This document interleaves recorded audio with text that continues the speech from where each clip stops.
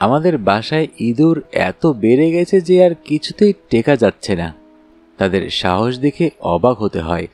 চোখের সামনেই যুদ্ধক্ষেত্রে সৈন্যদলের সুচতুর পদক্ষেপে অগ্রসর হওয়ার মতো ওরা ঘুরে বেড়ায়। দেয়াল আর মেঝের কোণ বেয়ে বেয়ে তরতর করে ছুটোছুটি করে। যখন সেই নির্দিষ্ট পথে আকস্মিক কোনো বিপদ এসে হাজির হয়, অর্থাৎ কোনো বাক্স বা কোনো ভারী জিনিসপত্র সেখানে পদ আগলে বসে, তখন সেটা অনায়াসে টুক করে বেয়ে তারা চলে যায়। কিন্তু রাত্রে আরও ভয়ঙ্কর। এই বিশেষ সময়টাতে তাদের কার্যকলাপ আমাদের চোখের সামনে বুড়ো আঙ্গুল দেখিয়ে শুরু হয়ে যায়। ঘরের যে কয়েকখানা ভাঙা কেরোসিন কাঠের বাক্স, কেরোসিনের অনেক পুরনো টিন, কয়েকটা ভাঙা পিঁড়ি আর কিছু মাটির জিনিসপত্র আছে, সেখান থেকে অনবরতই খুটখুট, টুংটাং ইত্যাদি নানা রকম শব্দ কানে আসতে থাকে। তখন সেটা অনুমান করে নিতে আর বাকি থাকে না যে এক ঝাঁক নৈজ্য দেহ অপদার্থ জীব ওই কেরোসিন কাঠের বাক্সের উপরে এখন রাতের আসর খুলে বসেছি। যাই হোক, ওদের তাড়নায় আমি উত্ত্যক্ত হয়েছি। আমার চোখ কপালে উঠেছে। ভাবছি ওদের আক্রমণ করবার এমন কিছু অস্ত্র থাকলেও সেটা এখনো কেন যথাস্থানে প্রয়োগ করা হচ্ছে না। আমার মা কিন্তু ইঁদুরকে বড় ভয় করেন। দেখেছি একটি ইঁদুরের বাচ্চাও তার কাছে একটা ভালুকের সমান। পায়ের কাছ দিয়ে গেলে তিনি ভয়ে 4 হাত দূর দিয়ে সরে যান। ইঁদুরের গন্ধ পেলে তিনি সন্ত্রস্ত হয়ে ওঠেন। ওদের যেমনই ভয় করেন তেমনি ঘৃণাও করেন। এমন অনেকের থাকে। আমি এমন একজনকে চিনি যিনি সামান্য একটা কেঁচো দেখলে ভয়ানক শিউরে ওঠেন। আবার এমন একজনকেও জানি যার একটা মাকড়সা দেখলেই ভয়ের আর অন্ত থাকে না। আমি নিজেও চোখ দেখলে দারুণ ভয় পাই। ছেলেবেলায় আমি যখন গরুর মতো শান্ত এবং অবুঝ ছিলাম, তখন প্রায় মামা বাড়ি যেতুম, বিশেষত গভীর বর্ষার দিকটায়। তখন সমুদ্রের মতো বিস্তৃত বিলের ভিতর দিয়ে যেতে যেতে বর্ষার জলের গন্ধে আমার বুক ভরে এসেছে। ছইয়ের বাইরে এসে জলের সীমাহীন বিস্তার দেখে আমি অবাক হয়ে চেয়ে রয়েছি। শাপলা ফুল হাতের কাছে পেলে নির্মমভাবে টেনে তুলেছি। কখনো উপর হয়ে হাত ডুবিয়ে দিয়েছি জলে, কিন্তু তখনই আবার কেবলই মনে হয়েছে এই বুঝি কামড়ে দিল, আর ভয়ে ভয়ে অমনি হাত তুলে দিয়েছি। সেখানে গিয়ে যাদের সঙ্গে মিশেছি তারা আমার সশ্রেণীর নয় বলে আপত্তি করবার কোনো কারণ ছিল নয়। অন্তত সেরকম আপত্তি, আশঙ্কা বা প্রশ্ন আমার কখনো মনে জাগেনি। সেই ছেলেবেলার বন্ধুরা মাঠে গরু চড়াতো। তাদের মাথার চুলগুলো জলজ ঘাসের মতো দীর্ঘ ও লালচে, গায়ের রং বাদামি, চোখের রঙও তাই। পাগুলো অস্বাভাবিক সরু সরু, মাঝখান দিয়ে ধনুকের মতো বাঁকা, পরনে একখানা গামছা, হাতে একটা বাঁশের লাঠি। আঙুলগুলো লাঠির ঘর্ষণে শক্ত হয়ে গেছে। তাদের মুখ এমন খারাপ আর ব্যবহার এমন অশ্লীল ছিল যে আমার ভিতরে যে সুপ্ত যৌনবোধ ছিল তা অনেক সময় উত্তেজিত হয়ে উঠত। অথচ আমি আমার স্বশ্রেণীর সংস্কারে তা মুখে প্রকাশ করতে পারতুম না। তারা আমাকে নিয়ে ঠাট্টা করত। আমার মুখ লাল হয়ে যেত। তাদের মধ্যে একজন ছিল যার নাম ভীম। সে একদিন খোলা মাঠের নতুন জল থেকে একটি প্রকাণ্ড জোক তুলে সেটা হাতে করে আমার দিকে চেয়ে হাসতে হাসতে বললে, শুকু, তোমার গায়ে ছুঁড়ে মারব। আমি ওর সাহস দেখে অবাক হয়ে গেলাম। ভয়ে আমার গা শিউরে উঠল। আস্তে আস্তে বুদ্ধিমানের মতো দূরে সরে গিয়ে বললাম, দেখ ভীম, ভালো হবে না বলছি, ভালো হবে না। ইয়ার কি না? ভীম হি হি করে বোকার মতো হাসতে হাসতে বললে, এই দিলাম দিলাম। সেদিনের কথা আজও মনে পড়ে। ভীমের সাহসের কথা ভাবতে আজও অবাক লাগে। অনেকের এমন স্বভাব থাকে, যেমন অনেকে কেঁচো দেখলেও ভয় পায়। আমি কেঁচো দেখলে ভয় পাইনি বটে, কিন্তু যোগ দেখলে ভয়ে শিউরে উঠি। এসব ছোটখাটো ভয়ের মূলে বুর্জোয়া রাজনীতির কোনো প্রভাব আছে কি না বলতে পারিনি। একথা আগেই বলেছি যে আমার মা ও ইঁদুর দেখলে দারুণ ভীত হয়ে পড়েন। তখন তাকে সামলানোই দায় হয়ে ওঠে। ইঁদুর যে কাপড় কাটবে সেদিকে নজর না দিয়ে তখন তার দিকেই নজর দিতে হয় বেশি। একবার তারই একটা কাপড়ের নিচে কেমন করে জানি নে একটা ইঁদুর আটকে গিয়েছিল। সেখান থেকে কেবল পালাবার চেষ্টা করছিল। ছড়ানো কাপড়ের ওপর দিয়ে সেই প্রয়াস স্পষ্ট চোখে পড়ে।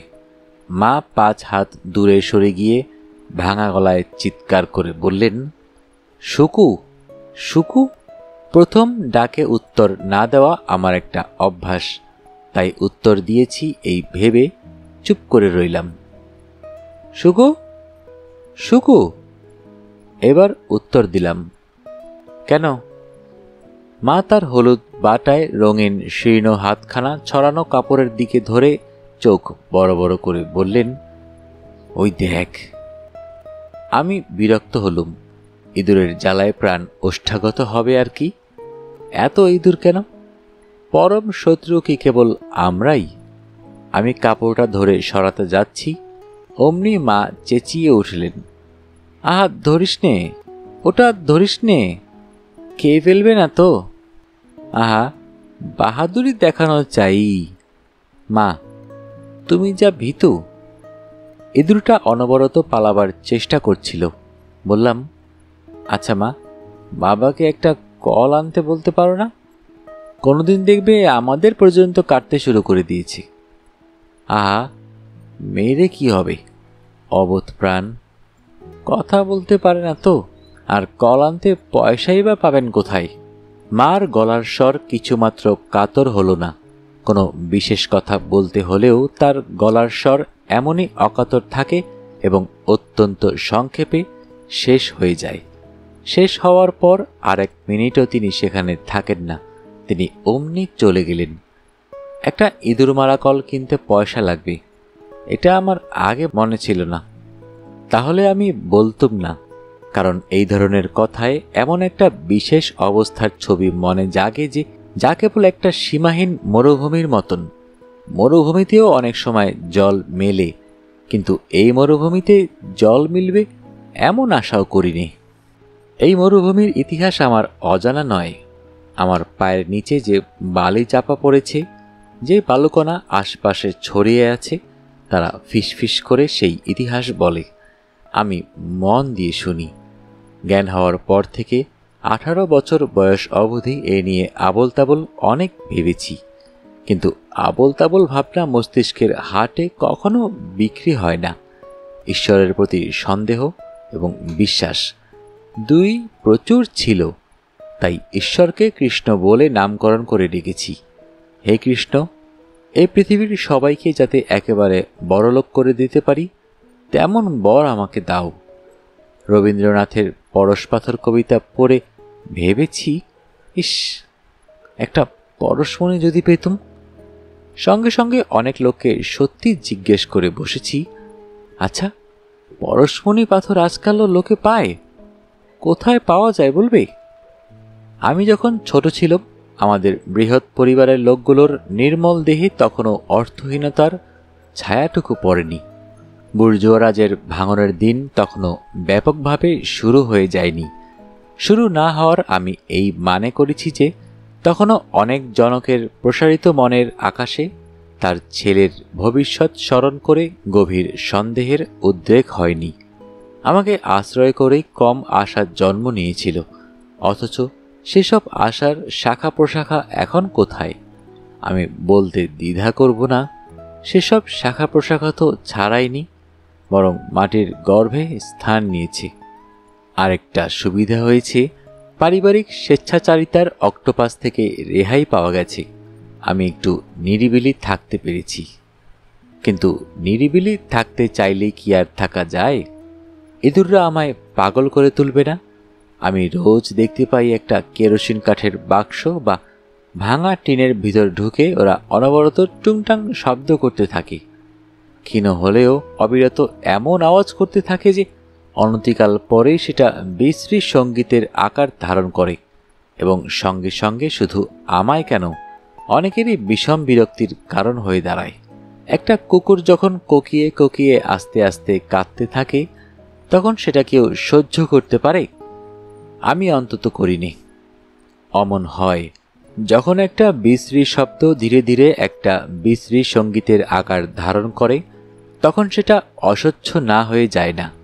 ইঁদুরগুলোর কার্যকলাপও আমার কাছে সেরকম একটা বিরক্তিকর কারণ হয়ে দাঁড়িয়েছিল। আর একদিন মা চিৎকার করে ডেকে উঠলেন, শুকু, শুকু। বলেছি তো, প্রথম ডাকেই তাই উত্তর দেওয়ার মতো কঠিন অবস্থা আমার নেই। মা আবার আর্তস্বরে ডাকলেন, শুকু। আর তৃতীয় ডাকের অপেক্ষা না করে নিজেকে মার কাছে যথারীতি স্থাপন করে তার অঙ্গুলি নির্দেশে যা দেখলুম, তাতে যদি বিস্মিত হবার কারণ থাকে, তবুও বিস্মিত হলুম না। দেখলুম আমাদের কচিত আনা দুধের ভাঁড়টি একপাশে হা করে আমার দিকে চেয়ে আছে, আর তারই পাশ দিয়ে একটা সাদা পথ তৈরি করে এক প্রকাণ্ড ইঁদুর দ্রুত চলে গেল। এখানে একটা কথা বলে রাখি, কোনো বিশেষ খবর শুনে কোনো বিশেষ উত্তেজনা বা ভাবান্তর প্রকাশ করা আমার স্বভাবে নেই বলেই বারবার প্রমাণিত হয়ে গেছে। কাজেই এখানেও তার অভিনয় হবে না, একথা বলাই বাহুল্য। দেখতে পেলুম আমার মার পাতলা কোমল মুখখানি কেমন এক গভীর শোকে পাণ্ডুর হয়ে গেছে। চোখ দুটি গরুর চোখের মতো করুণ, আর যেন পদ্মপত্রে কয়েক ফোঁটা জল টলটল করছে, এখনই কেঁদে ফেলবেন। দুধ যদি বিশেষ একটা খাদ্য হয়ে থাকে এবং তা যদি নিজেদের আর্থিক কারণে কখনো দুর্লভ হয়ে দাঁড়ায় এবং সেটা যদি অকস্মাৎ কোনো কারণে পাকস্থলিতে প্রেরণ করার অযোগ্য হয়, তবে অকস্মাৎ কেঁদে ফেলা খুব আশ্চর্যের ব্যাপার নয়। মা অমনি কেঁদে ফেললেন, আর আমি চুপ করে দাঁড়িয়ে রইলুম। এমন একটা অবস্থায় চুপ করে দাঁড়িয়ে থাকা ছাড়া আর কোনো উপায়ই নেই। মার ছেলে মানুষের মতো ফুপিয়ে ফুপিয়ে কান্না আর বিনিয়ে বিনিয়ে কথা আমার চোখের দৃষ্টিপথকে অনেক দূর পর্যন্ত প্রসারিত করে দিল, আরও গভীর করে তুলল। আমি দেখতে পেলুম আকাশে মধ্যাহ্নের সূর্য প্রচুর অগ্নিবর্ষণ করছে, নিচে পৃথিবীর ধূলিকা আরও বেশি অগ্নিবর্ষী। আমার হৃদয়ের ক্ষেত পুড়ে পুড়ে খাগ হয়ে গেল। একটি নীল উপত্যকাও দেখতে পেলাম, দূরে জলের চিহ্ন মাত্র নেই, জলস্তম্ভও নেই, মরীচিকাও দিয়েছে ফাঁকি। ভাবলুম স্বামী বিবেকানন্দের অমূল্য গ্রন্থরাজি কোথায় পাওয়া যায়? শ্রীরামকৃষ্ণের উপদেশাবলী অমূল্য। সমগ্র মানব সমাজের কল্যাণব্রতী শ্রী অরবিন্দ পৃথিবীর অন্যতম শ্রেষ্ঠ মহাপুরুষ। তখনও ভাবতুম না দ্বিতীয় সাম্রাজ্যবাদী যুদ্ধ কখনো শুরু হবে। আমার মুখভঙ্গি চিন্তাকুল হয়ে এলো। হাঁটু দুটি পেটের কাছে এনে কুকুরের মতো শুয়ে আমি ভাবতে লাগলুম, ঘরের সমস্ত দরজা জানালা বন্ধ করে নিয়েছি ভালো করে ভাবার জন্যে। ভাবতে লাগলুম এমন কোনো উপায় নেই যাতে এই বিকৃতি থেকে মুক্তি পাওয়া যায়। সন্ধ্যার পর বাবা এলেন। খবরটা শুনে এমন ভাব দেখালেন না যাতে মনে হয় তিনি হতভম্ব হয়ে গেছেন অথবা কিছুমাত্র দুঃখিত হয়েছেন, বরং তাড়াতাড়ি বলতে আরম্ভ করলেন, যদিও তাড়াতাড়ি কথা বলাটা তার অভ্যাস নয়। বেশ হয়েছে, ভালো হয়েছে। আমি আগে থেকে ভেবে রেখেছিলাম এমন কিছু একটা হবে। আরে মানুষের জার্নি টানাটানি, দুধ খেয়ে আর কি হবে বলো? দেখতে পেলুম বাবার মুখটি যদিও শুকনো, তবু প্রচুর ঘামে তৈলাক্ত দেখাচ্ছে। গায়ের ভারী জামাটিও ঘামে ভিজে ঘরের ভিতর গন্ধ ছড়িয়ে দিয়েছে। এমন একটা বিপর্যয়ের পরেও তার এই অবিকৃত প্রায় ভাব দেখে আমি আশ্বস্ত হলুম এই ভেবে যে ক্ষতি যা হয়েছে হয়েছেই। তার আলোচনায় এমন একটা অবস্থা যার কোনো পরিবর্তন নেই, বরং একটা মস্ত গোলযোগের সূত্রপাত হবে, তা থেকে রেহাই পাওয়া গেল। খুব শিগগির আমার মানসিক অবনতি ঘটবে না। কিন্তু বাবা কিছুক্ষণ পরেই সুর বদলালেন। তোমরা পেলে কি? কেবল ফুর্তি আর ফুর্তি। দয়া করে আমার দিকে একটু চাও। আমার শরীরটা কি আমি পাথর দিয়ে তৈরি করেছি? আমি কি মানুষ নই? আমি এত খেটে মরি, আর তোমরা ওদিকে ফুর্তিতে মেতে আছো। সংসারের দিকে একবার চোখ খুলে চাও, নইলে টিকে থাকাই দায় হবে। আমার কাছে বাবার এই ধরনের কথা মারাত্মক মনে হয়। তার এই ধরনের কথার পেছনে অনেক রাগ ও অসহিষ্ণুতা সঞ্চিত হয়ে আছে বলে আমি মনে করি। সময়ের পদক্ষেপের সঙ্গে স্বরের উত্তাপও বেড়ে যেতে লাগল। আমি শঙ্কিত হয়ে উঠলুম। আর কয়েক মিনিটের মধ্যেই এই কঠিন উত্তপ্ত আবহাওয়ায় যে অদ্ভুত নগ্নতা প্রকাশ পাবে, তাতে আমার লজ্জার আর সীমা পরিসীমা থাকবে না। এমন অবস্থার সঙ্গে আমার একাধিকবার পরিচয় হলেও আমার গায়ের চামড়া তাতে পুরু হয়ে যায়নি, বরং আশঙ্কার কারণে আরও যথেষ্ট পরিমাণ বেড়েছে। যে পৃথিবীর সঙ্গে আমার পরিচয়, তার ব্যর্থতার মাঝখানে এই নগ্নতার দৃশ্য আরও একটি বেদনার কারণ ছাড়া আর কিছুই নয়। বাবা বললেন, আর তর্ক করো না বলছি, এখান থেকে যাও, আমার সম্মুখ থেকে যাও, দূর হয়ে যাও বলছি। মা বললেন, অত বাড়াবাড়ি ভালো নয়। চেঁচামেচি করে পৃথিবী শুদ্ধ লোককে নিজের গুণপনার কথা জানানো হচ্ছে, খুব সুখ্যাতি হবে। শুনতে পেলুম। এরপরে বাবার গলার স্বর রাত্রির নিস্তব্ধতা ভেঙে বোমার মতো ফেটে পড়ল। তুমি যাবে? এখান থেকে যাবে কিনা বলো। গেলি তুই আমার চোখের সামনে থেকে? শয়তান মাগি! বাবা বিড়বিড় করে আরো কত কি বললেন। আমি কানে আঙ্গুল দিলুম। বালিশের মধ্যে মুখ গুজে পড়ে রইলুম অসার মৃতদেহ হয়ে। আমার চোখ ফেটে জল বেরুল। বিপর্যয়ের পথে বর্ধিত হলেও আমার মনের শিশুটি আজন্ম যে শিক্ষা গ্রহণ করে এসেছে, তাতে এমন কোনো কথা লেখা ছিল না। মনে হলো যেন আজ এই প্রথম বিপর্যয়ের মুহূর্তগুলো চরম প্রহরী সেজে আমার দোরগোড়ায় কড়া নাড়ছে। আগে এমন দেখিনি বা শুনিনি, তবু আমার অনুভূতির এই শিক্ষা কোত্থেকে এলো? বলতে পারি, আমার এই শিক্ষা অতি চুপি চুপি জন্ম লাভ করেছে। মাটির পৃথিবী থেকে সে এমনভাবে শ্বাস ও রস গ্রহণ করেছে যাতে টু শব্দও হয়নি। ফুলের সুবাস এমন নিঃশব্দে পাখা ছড়িয়ে থাকে, তেমনি ওর চোখের পাখা দুটিও নিঃশব্দে এই অদ্ভুত খেলার আয়োজন করতে ছাড়েনি। আরও বলতে পারি, আমার মনের শিশুর বাঁচবার বা বড় হবার ইতিহাস যদি জানতে হয়, তবে ফুলের সঙ্গে তুলনা করা চলে। কিন্তু সেই শিক্ষা আজকাল দিলে কই? বরং আরও কর্মহীনতার নামান্তর হলো। আমার কাঁচা শরীরের হাত দুটি কেটে ভাসিয়ে দিল জলে। দুই চোখকে বাষ্পাকুল করে কিছুক্ষণের জন্য কানা করে দিল। আমি কি করব? আমার কিছু করবার আছে কি? শয়তান মাগি, বেরিয়ে যা। আবার ভেসে এলো অদ্ভুত কথাগুলো। এসব আমি শুনতে চাইনি, তবু শুনতে হয়। বাতাসের সঙ্গে খাতির করে তা ভেসে আসবে, জোর করে কানের ভিতর ঢুকবে, আমার দুর্বলতার সুযোগ নিয়ে আমার মনের মাটিতে সজোরে লাথি মারবে। যা বলছি। গোলমাল খানিকটা বেড়ে গেল। কিছু পরে মা বাষ্পাচ্ছন্ন স্বরে ডাকলেন, শুকু, শুকু।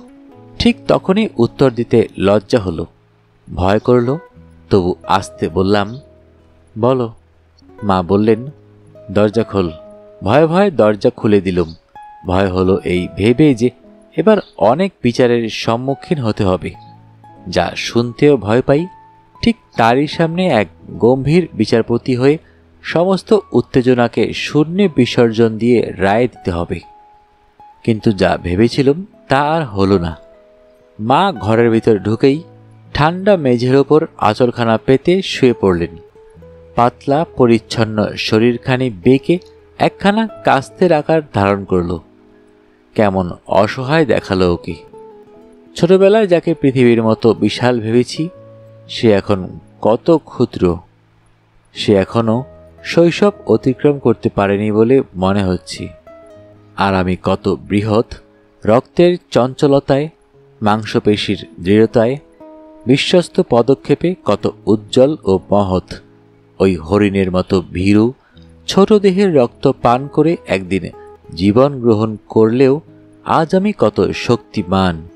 আমাকে কেউ জানে? এমনও তো হতে পারত আজ লন্ডনের কোনো ইতিহাস বিখ্যাত ইউনিভার্সিটির করিডোরের বুকে 20 বছরের যুবক সুকুমার গভীর চিন্তায় পায়চারি করছি, অথবা খেলার মাঠে প্রচুর নাম করে সকল সহপাঠিনীর দৃষ্টি আকর্ষণ করেছে, অথবা 30 বছরের নীল নয়না কোনো খাঁটি ইংরেজ মহিলার ধীর গম্ভীর পদক্ষেপ ভীরুর মতো অনুসরণ করে একদিন তার দেহের ছায়ায় বসে প্রেম যাচনা করছি। এমন তো হতে পারত তার সোনালি চুল, দীর্ঘ পক্ষাবৃত চোখ, দেহের সৌরভ। আহা, কে সেই ইংরেজ মহিলা? সে এখন কই? আর সেই স্বর্ণাভ রাজকুমার সুকুমারের মা ওই ঠান্ডা মেঝের ওপর সামান্য কাপড় বিছিয়ে শুয়ে। এখান থেকে কত ছোট আর কত অসহায় মনে হয়। এক অর্থহীন গর্বে বুকটা প্রশস্ততর করে আমি একবার মার দিকে তাকালুম। ডাকলুম, মা, ও মা। কোনো উত্তর নেই। গম্ভীর নিস্তব্ধতা ভঙ্গ করে কোনো ভগ্ন নারীকণ্ঠ আমার কানের দরজায় এসে আঘাত করল না। ঘুমিয়ে পড়েননি তো? পরদিনও আবহাওয়ার গভীরতা কিছুমাত্র দূর হল না। মার এমন অস্বাভাবিক নীরবতা দেখে আমার ছোট ভাই বোনেরা প্রচুর আশকারা পেয়ে গেছে। দেখতে পাচ্ছি তারা নগ্ন গাত্র হয়ে যথেচ্ছ বিচরণ করতে শুরু করতে লাগলো। স্কুলহীন ছোট বোনটি তার নিত্যকার অভ্যাস মতো প্রেম ও কুসুমাস্তীর্ণ এক প্রকাণ্ড উপন্যাস নিয়ে বসেছে। অন্যদিকে চাইবারও সময় নেই। সেদিন অনেক রাতে সারা বাড়ি গভীর ধোঁয়ায় ভেসে গেল। সকলের নাক মুখ দিয়ে জল বেরোতে লাগলো। দম বন্ধ হয়ে এলো। ছোট ভাই বোনদের খালি মাটিতে পড়ে ঘুমোতে দেখে রান্নাঘরে গিয়ে জিজ্ঞেস করলুম, এখনো রান্না হয়নি মা? চোখের জলে ভিজে উনানের ভিতর প্রাণপণে ফু দিতে দিতে মা বললেন, না, এখন চড়াচ্ছি। এত দেরি হলো কেন? মা চুপ করে রইলেন। বুঝতে পারলুম সেই পুরনো কাসুন্দি। বুঝতে পারলুম এই জিনিস সহজে এড়াতে চাইলেও সহজে এড়াবার নয়। ঘুরে ফিরে এসে চোখের সামনে দাঁড়ায়। পাশ কাটাতে চাইলে হাত চেপে ধরে। কোনো রকমে এড়িয়ে গেলেও হাত তুলে ডাকতে থাকে। এই ডাকাডাকির ইতিহাসকে যদি আগাগোড়া লিপিবদ্ধ করি তবে সারা জীবন লিখেও শেষ করতে পারবো না। কেউ পারবে না। তাতে কতগুলো একই রকমের চিত্র গলাগলি করে পাশাপাশি এসে দাঁড়াবে, আর শৌখিন পাঠকের বিরক্তিভাজন হবে। আমি তো জানি পাঠক শ্রেণী কারা। তাদের মনোরঞ্জন করতে হলে কান্নাকাটির ন্যাকামি চলবে না, কিংবা কিছু লিখলেও টাকার হিসাবটাকে সযত্নে এড়িয়ে যেতে হবে বা হাসি মুখে বরণ করতে হবে, যেমন আমার বাবা অনেক সময় করেন। প্রচুর অভাবের চিত্রকেও এক দার্শনিক ব্যাখ্যা দিয়ে পরম আনন্দে ঘাড় বাঁকিয়ে হাসতে থাকেন, কিংবা যেমন আমাদের পাড়ার প্রকাণ্ড গোফওয়ালা রক্ষিত মশাই করেন। ঘরে অতি শুকনো স্ত্রী আর এক পাল ছেলে মেয়েকে অভুক্ত রেখেও পথে ঘাটে রাজা উজির মেরে আসেন। বা আমাদের প্রেস কর্মচারী মদন শূন্যতার দিনটিকে উপবাসের তিথি বলে গণ্য করে। কখনো পদ্মাসন কেটে বসে নিমিলিত চোখে দুই শক্ত দীর্ঘ বাহু দিয়ে বুক চাপড়াতে চাপড়াতে ঈশ্বরকে সশরীরে ডেকে আনে। এমন হয়। এছাড়া আর উপায় কি? স্বর্গের পথ রুদ্ধ হলে মধ্যপথে এসে দাঁড়াই। জীবন আমাদের কুক্ষিগত করলেও জীবনকে প্রচুর অবহেলা করি। প্রকৃতির করাঘাতে ডাক্তারের বদনাম গাই, আবার ঊর্ধ্ববাহু সন্ন্যাসী হয়ে ঈশ্বরের আরাধনা করি। এইসব দেখে আমি একদিন সিদ্ধান্ত করেছিলাম যে দুঃখের সমুদ্রে যদি কেউ গলা পর্যন্ত ডুবে থাকে তবে তাই মধ্যবিত্ত শ্রেণী। মধ্যবিত্তের নাম করতে গিয়ে যাদের জিহ্বায় জল আসে, সেদিন আমি তাদেরই একজন হয়েছিলাম। বন্ধুকে এক ধোঁয়াটে রহস্যময় ভাষায় চিঠি লিখলুম, এরা কে জানো?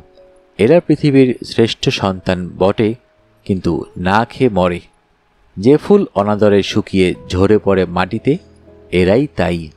এরা তৈরি করেছে বাগান, অথচ ফুলের শোভা দেখে না। পেটের ভিতর সূচ বিঁধেছে প্রচুর, কিন্তু ভিক্ষাপাত্র নেই। পরিহাস। ঐতিহাসিক ব্যাখ্যার অজ্ঞতায় নিজের মনে যে কল্পনার সৌধ গড়ে তুললুম, তাতে নিজের মনে মনে প্রচুর পরিতৃপ্ত হলুম। যে উপবাসক কৃষ বিধবারা তাদের সক্ষম মেয়েদের দৈহিক প্রতিষ্ঠায় সংবাদ যাত্রার পথ বেয়ে বেয়ে কোনো রকমে কালাতিপাত করছেন, তাদের জন্য করুণা যেমন হলো, মনে মনে পুজো করতে লাগলুম আরও বেশি। কিন্তু সেসব ক্ষণিকের ব্যাপার। শরতের মেঘের মতো যেমনি এসেছিল তেমনি মিশে গেল। মগজের মধ্যে জায়গা যদিও একটু পেয়েছিল, বেশি দিন থাকবার ঠাঁই হলো না। আজ ভাবছি আমাকে মুক্তি দিয়ে গেছে, নইলে এক অসম্পূর্ণ সংকীর্ণ পৃথিবীর সঙ্গে পরিচয় হয়ে থাকত।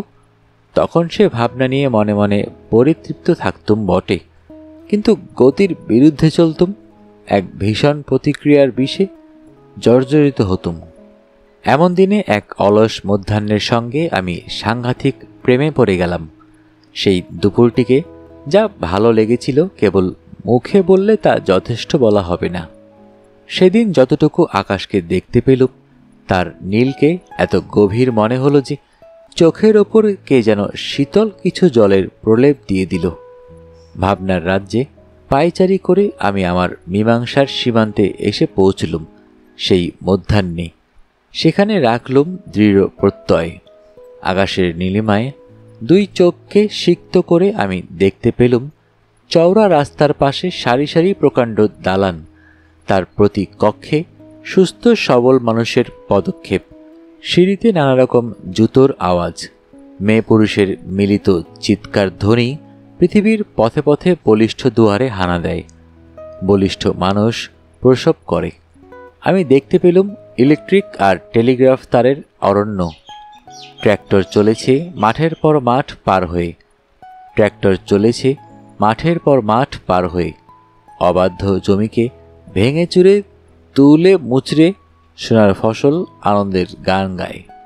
আর যন্ত্রের ঘর্ষণে ও মানুষের হর্ষধ্বনিতে এক অপূর্ব সঙ্গীতের সৃষ্টি হল। একদা যে বাতাস মাটির মানুষের প্রতি উপহাস করে বিপুল অট্টহাসি হেসেছে, সেই বাতাসের হাত আজ করতালি দেয় গাছের পাতায় পাতায়। কেউ শুনতে পায়? যারা শোনে তাদের নমস্কার। তাই অলস মধ্যাহ্নকে মধুরতর মনে হল। দেখলুম এক নগ্ন দেহ বালক রাস্তার মাঝখানে বসে এক ইটের টুকরো নিয়ে গভীর মনোযোগে আগ কষছে। কোনো বাড়ি থেকে পচা মাছের রান্নার গন্ধ বেরিয়েছে বেশ।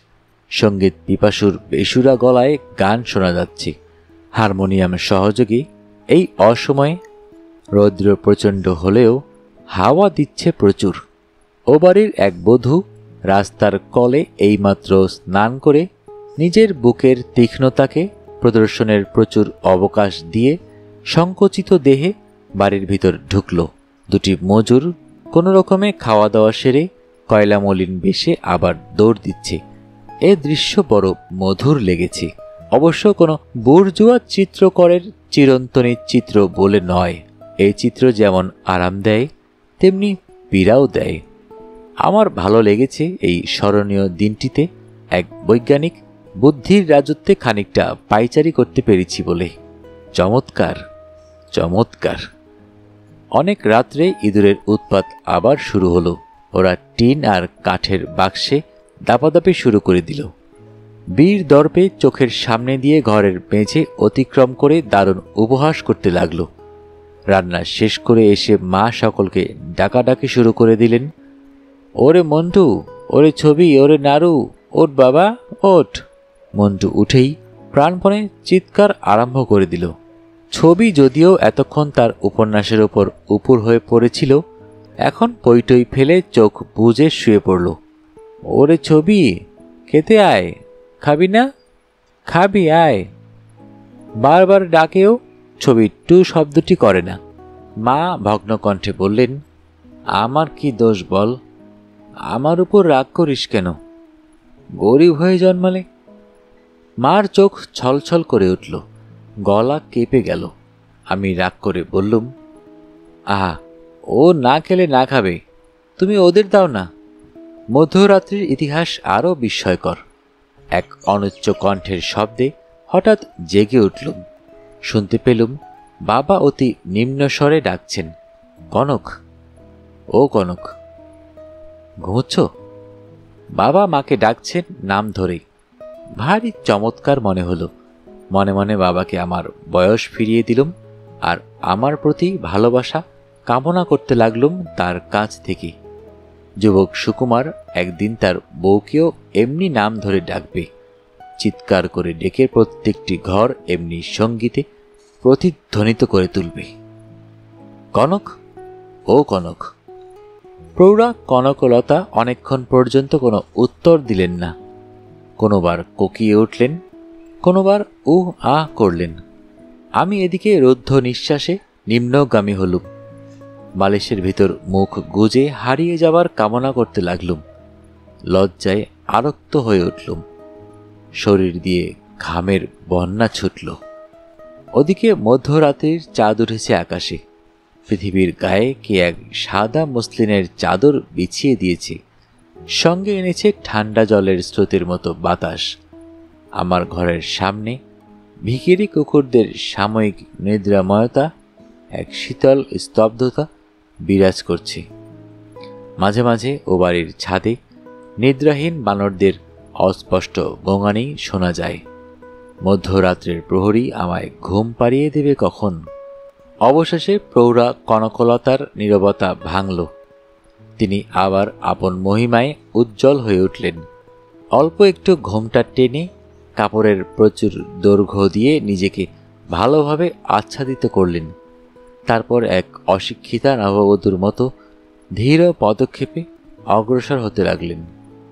অঙ্গভঙ্গির সঞ্চালনে যে সঙ্গীতের সৃষ্টি হয়, সেই সঙ্গীতের আয়নায় আমার কাছে সমস্ত স্পষ্ট হয়ে উঠল। আমি লক্ষ্য করলুম, দুই জোড়া পায়ের ভীরু অথচ স্পষ্ট আওয়াজ আস্তে আস্তে বাতাসের সঙ্গে মিশে যাচ্ছে। অনেক রাত্রে বাবা গুনগুন সুরে গান গাইতে লাগলেন। চমৎকার মিষ্টি গলা বেহালার মতো শোনা যাচ্ছে। সেই গানের খেলায় আলোর কণাগুলো আরও সাদা হয়ে গেছে। মনে হয় এক বিশাল অট্টালিকার সর্পিল সিঁড়ি বেয়ে বেয়ে সেই গানের রেখা পাগলের মতো ঘুরে বেড়াচ্ছে। শেষ রাত্রির বাতাস অপূর্ব স্নেহে মন্থর হয়ে এসেছে। একটা কাক রোজকার মতো ডেকে উঠেছে। বাবাকে গান গাইতে আরও শুনেছি বটে, কিন্তু আজকের মতো এমন মধুর ও গভীর আর কখনো শুনিনি। তার মৃদু গম্ভীর গানে আজ রাত্রির পৃথিবী যেন আমার কাছে নত হয়ে গেল। তারপর আমি ঘুমিয়ে পড়লুম। পরদিন কার প্রাণখোলা হাসিতে ঘুম থেকে হঠাৎ জেগে উঠলুম। হাসির ঐশ্বর্যে বাড়ির ইটগুলোও কাঁপছে। বাবা বললেন, পণ্ডিত মশাই, ও পণ্ডিত মশাই, উঠুন, আর কত ঘুমোবেন? সকালে না উঠলে বড়লোক হওয়া যায় কি? উঠুন। আমি অনেক কষ্টে চোখ মেলে চেয়ে দেখলুম কখন ভোর হয়ে গেছে। বাবার স্নেহময় কথায় আমি কখনো হাসিনি। কেমন বাধে, যথেষ্ট বয়স হয়েছে কিনা, 21 বছর তো পেরিয়ে চললুম। মশারির দড়ি খুলতে খুলতে বাবা বললেন, পৃথিবীতে যত গ্রেটম্যান দেখতে পাচ্ছ, সকলের ভোরে উঠবার অভ্যাস ছিল। আমার বাবা মানে তোমার ঠাকুরদারও এমনই অভ্যাস ছিল।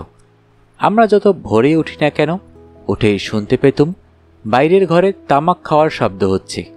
অমন অধ্যবসায়ী না হলে তো আর একটা জীবনে অত জমিজমা অত টাকা পয়সা করে যেতে পারেন?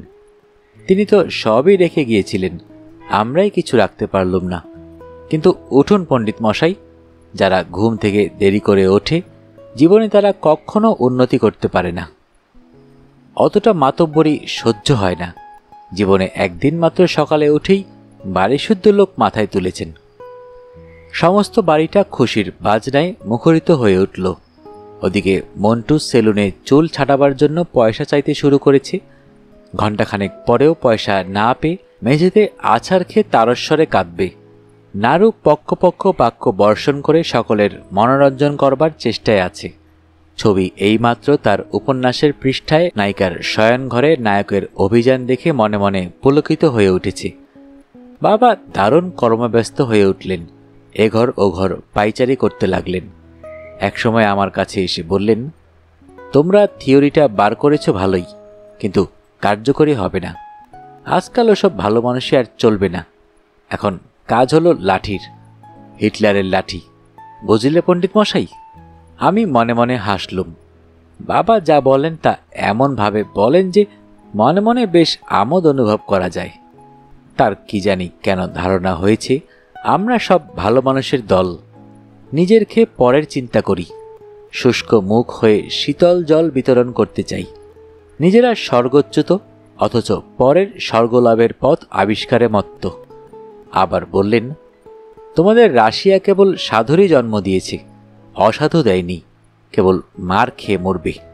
লেনিন তো মস্ত বড় সাধু ছিলেন, যেমনি টলস্টয় ছিলেন, কিন্তু ওরা লাঠির সঙ্গে পারবেন কি? কখনো নয়। বলতে ইচ্ছে হয়, চমৎকার! এমন স্বকীয়তা, এমন নতুনত্ব আর কোথাও চোখে পড়েছে? এমন করে আমার বাবা ছাড়া আর কেউ বলতে পারেন না। এটা জোর করে বলতে পারি। কিন্তু একবার যা বললেন তা ভুল হলেও তা থেকে এক চুল কেউ তাকে সরাবে এমন বঙ্গ সন্তান ভূভারতে দেখিনি। এক হিটলারি দম্ভে তার মুখ উজ্জ্বল হয়ে উঠল। কিন্তু একমাত্র আশার কথা এই যে এসব ব্যাপারে তিনি মোটেই সিরিয়াস নন। একবার যা বলেন দ্বিতীয়বার তা বলতে অনেক দেরি করেন, নইলে আমার জীবন অতিষ্ঠ হয়ে উঠত। পৈতৃক অধিকারে অনুপ্রাণিত হয়ে তিনি তার অপব্যবহার করতেন, সন্দেহ নেই। ওদিকে কর্মব্যস্ত মাকে দেখতে পাচ্ছি, গভীর মনোযোগে তিনি তার কাজ করে যাচ্ছেন। কোথাও এতটুকু দৃষ্টিপাত করবার সময় নেই যেন। কাঁধের ওপর 2 গাছি খড়ের মতো চুল এলিয়ে পড়েছে, তার উপর দিয়েই ঘন ঘন ঘোমটা টেনে দিচ্ছেন।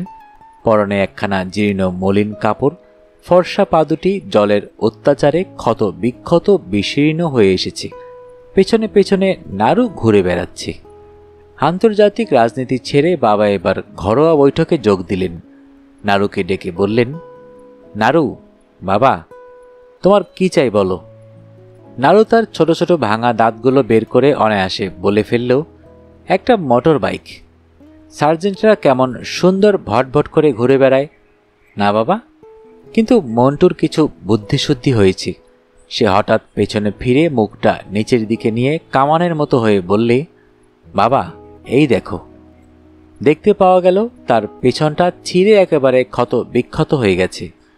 বাবা হো হো করে হেসে উঠলেন, বললেন, বাহ, বেশ তো হয়েছে। মন্টুবাবুর যা গরম, এবার থেকে 2টি জানালা হয়ে গেল। বেশ তো হলো। এবার থেকে হু হু করে কেবল বাতাস আসবে আর যাবে। চমৎকার না? মন্টুর সকল ত্রুটি বিচ্যুতি ভুলে বুদ্ধিমানের মতো হেসে উঠল। নাড়ু তার ভাঙা দাঁত বের করে আরও বেশি করে হাসতে লাগল। বাবাও সে হাসিতে যোগ দিলেন। আমাদের সামান্য বাসা এক অসামান্য হাসিতে নেচে উঠল, গুমগুম করতে লাগল। হাসলুম না কেবল আমি, শুধু মনে মনে উপভোগ করলুম। ভাবলুম, আনন্দের এই নির্মল মুহূর্তগুলো যদি দীর্ঘস্থায়ী হয় তবে খুশির আর অন্ত থাকে না, মানুষ মানুষ হয়ে ওঠে। বাবার পরবর্তী অভিযান হলো রান্নাঘরে। একখানা পিঁড়ি পেতে দেওয়ালে ঠেস দিয়ে বসে হাসি মুখে বাবা বললেন, আজ কি রাঁধবে গো? মুখ ফিরিয়ে অজস্র হেসে মা বললেন, তুমি যা বলবে। বাবাকে এবার ছেলে মানুষিতে পেয়ে বসল। আমি যা বলবো ঠিক তো? বলি, রাঁধবে মাংস, পোলাও, দই সন্দেশ, রাঁধবে চাটনি, চচ্চড়ি, রুই মাছের মুড়ো, রাঁধবে আরও আমি যা বলবো।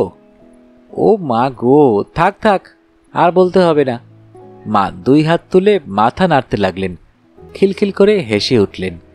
ব্যাপার দেখে নাড়ু দৌড়ে গেল, দুজনের দিকে 2 বার চেয়ে তারপর মাকে মুচকি হাসতে দেখে বললে, মা গো, কি হয়েছে? অমন করে হাসছো কেন? বাবা বাবা তোমায় কাতুকুতু দিয়েছে? আরে না রে না, অত পাকামি করতে হবে না, খেলগে যা। বাহাত তুলে মা বাইরের দিকে দেখিয়ে দিলেন। একটু প্রকৃতিস্থ হয়ে বাবা আবার বললেন, আচ্ছা, তোমাকে যেদিন প্রথম দেখতে গিয়েছিলাম সেদিনের কথা মনে পড়ে? একটুও চিন্তা না করে মা বললেন, আমারও সব মনে টানে নেই। আহা, বিলের ধারে মাঠে সেই যে গরু চড়াচ্ছিলে। মার চোখ বড় বড় হয়ে গেল। ও মা, আমি কি ভদ্রলোক নই গো যে মেয়ে লোক হয়ে মাঠে মাঠে গরু চড়াবো? গরু চড়ানোটা কি অপরাধ? দরকার হলে এখানে সেখানে একটু নেড়ে চেড়ে দিয়ে দোষ হয়? আসল কথা তোমার সবই মনে আছে, ইচ্ছে করেই কেবল যাতা বলছো। হ্যাঁ গো হ্যাঁ, সব মনে আছে। মৃদু মৃদু হেসে বাবা বললেন, নৌকো থেকেই দেখতে পেলাম বিলের ধারে কে একটি মেয়ে দাঁড়িয়ে আছে, অন্ধকার রাত্রে একটিমাত্র দীপশিখার মতো। নৌকো থেকে নেমেও দেখলুম সেই মেয়ে তার জায়গা থেকে এতটুকু সরে দাঁড়াচ্ছে না বা পাখির মতো বাড়ির দিকে উঠে চলে যাচ্ছে না, বরং আমাদের দিকে সোজাসুজি চেয়ে আছে। অপরিচিত বলে এতটুকু লজ্জা নেই। কাছে গিয়ে দেখলুম ঠিক যেন দেবী প্রতিমা, খোলা মাঠে জলের ধারে। মানিয়েছে বেশ, গভীর বর্ষায় আরও মানাবে। তারপর এক ভাঙা চেয়ারে বসে ভাঙা পাখার বাতাস খেয়ে যাকে দেখলুম সেও সেই একই মেয়ে, কিন্তু এবার বোবা, লজ্জাবতী লতার মতো লজ্জায় একেবারে মাটির সঙ্গে মিশে যাচ্ছে। বাবা হা হা করে প্রাণ খুলে হাসতে লাগলেন। কতক্ষণ পরে বললেন, তোমার কি চাই বললে না? আমার জন্য একখানা রান্নার কাপড় এনো। লাল রঙের? হ্যাঁ। তারপর কার জন্যে কি এনেছিলেন খবর রাখিনি, কিন্তু নিজের জন্যে 6 আনা দামের একজোড়া চটি এনেছিলেন দেখেছি। মাত্র 6 আনা দাম। বাবা এই নিয়ে অনেক গর্ব করেছেন, কিন্তু একেবারে কাঁচা চামড়া বলে কুকুরের আশঙ্কাও করেছেন। কুকুরের কথা জানিনি, তবে কয়েকদিন পরেই জুতো জোড়ার এক পাটি কোথায় অদৃশ্য হয়ে গেল কেউ বলতে পারে না। আশ্চর্য। পরদিন দুপুরবেলা রেলওয়ে ইয়ার্ডের উপর দিয়ে যেতে যেতে কার ডাকে মুখ ফিরে তাকালুম। দেখি শশধর ড্রাইভার হাত তুলে আমায় ডাকছে। এখানে ইউনিয়ন করতে এসে আমার একেবারে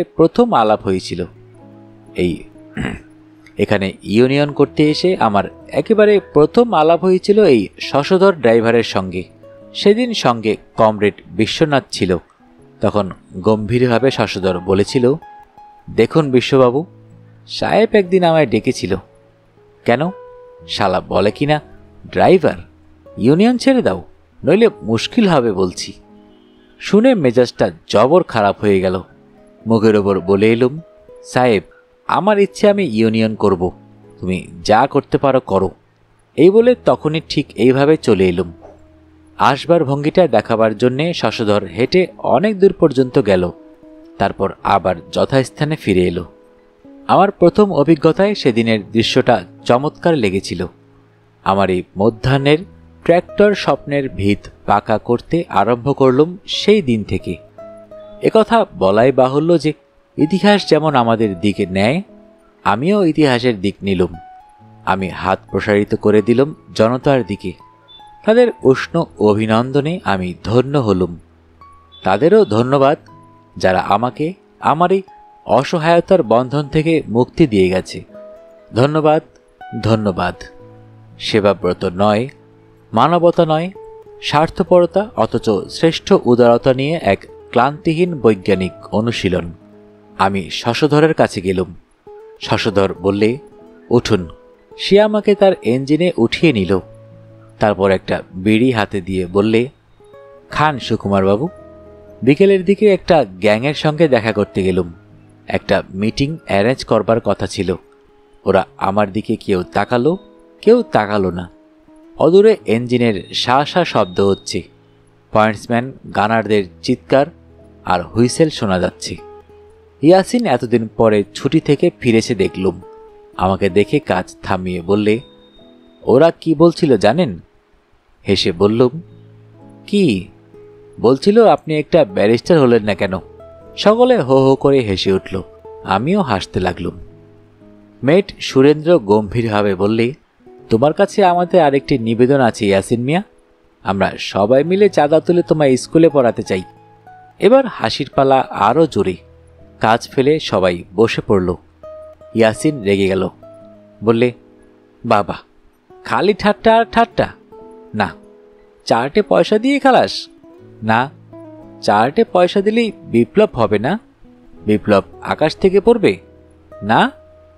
একটু শান্ত হয়ে ইয়াসিন শেষে একটা গল্প বললে। গল্পটি হচ্ছে এই, সে এবার বাড়ি গিয়ে তার গায়ের চাষিদের একটা বৈঠকে যোগ দিয়েছিল।